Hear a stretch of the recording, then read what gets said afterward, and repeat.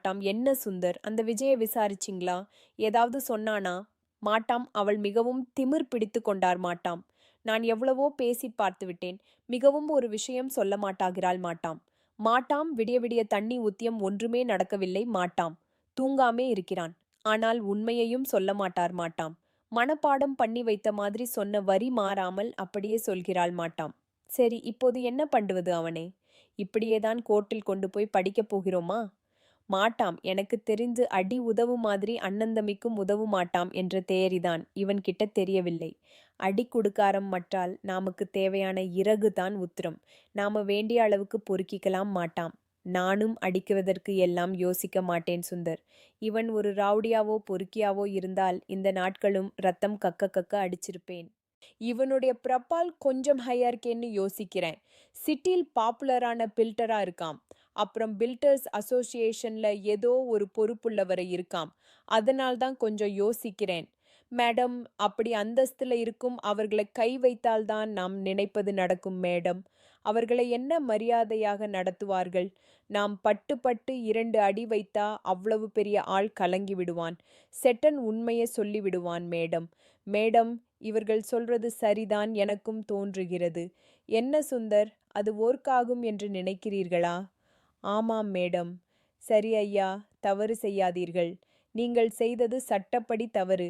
இத்தனை நாள்கள் உண்மையை சொல்லாமல் எங்களை அலட்டினீர்கள். அதெல்லாம் உங்களுக்கு தவறாக தெரியவில்லை. இப்போது நாங்கள் லத்தி எடுத்து கொண்டு வருவது தவறாக தெரியுதா? இப்போது உண்மை வரும். சொல், சொல், சொல். ஐயா, நான் பார்க்கலாம். ஐயா, நான் பார்க்கலாம். எனக்கு வழக்கமாக எந்த லாயரையும் பிடிக்காது. அதனால்தான் நான் அவர்களை மதிப்பதில்லை.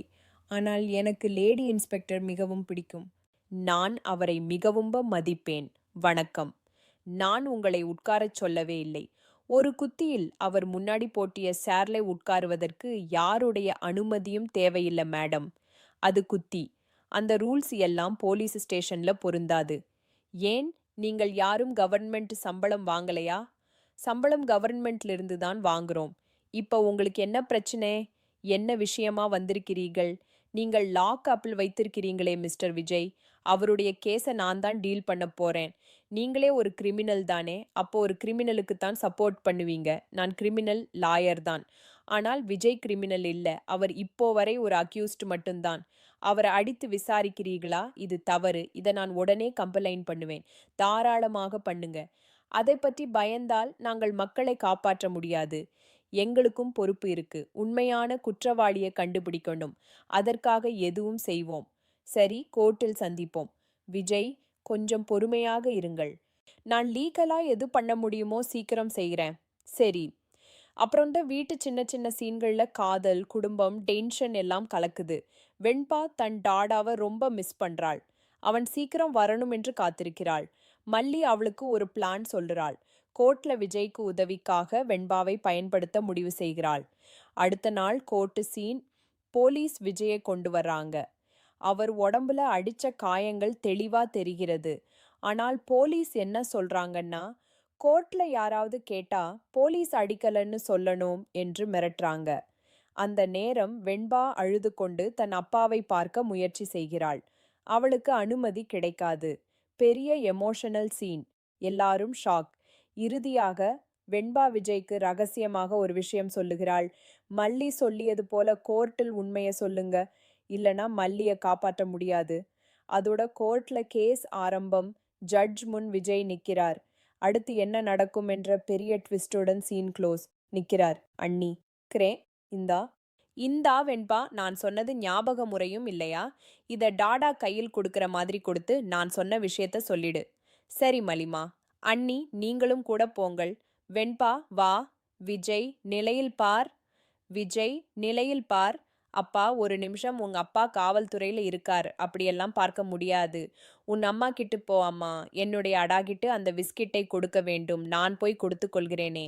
தயவு செய்து பார்க்கவே கூடாது என்று சொல்கிறேன். அப்புறம் எப்படி பிஸ்கெட் கொடுக்க முடியும்? உன் அப்பா ஒரு வழக்குக்கு வெளியிருக்கிற யாரும் எதுவும் கொடுக்கக்கூடாது மேடம். சின்ன குழந்தைக்கு இதெல்லாம் தெரியணுமா? இதெல்லாமா குழந்தைக்கு சொல்லுவாங்க? யூ செடப். யார்கிட்ட என்ன சொல்லணும்? எனக்கு தெரியும். சட்டம் சம்பந்தப்பட்ட விஷயத்தை ஒரு குழந்தைகிட்ட சொன்னாதாம் குழந்தைக்கும் சட்டம்னா என்னன்னு புரியும்.